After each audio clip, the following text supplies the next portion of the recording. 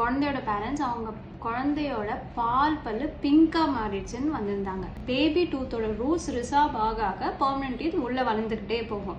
இது ரூட்ஸ் கம்ப்ளீட்டா ரிசார்வ் ஆகி எனாமலும் தின்னாகும் போது பல்லுக்குள்ள இருக்க நரம்பு பல்ப்புங்கிற ஏரியா கிளியரா விசிபிளா இருக்கும். இதனாலதான் பிங்க் டூத் வரும்.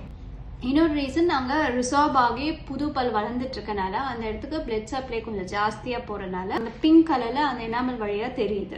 பேபி டீத்ல பிங்க் கலர்ல இருக்கிறது அந்த பேபி டூத் விழறதுக்கு முன்னாடி சில பேருக்கு ஆகலாம். இது நார்மல் தான், இதுக்காக வரி பண்ண வேண்டாம்.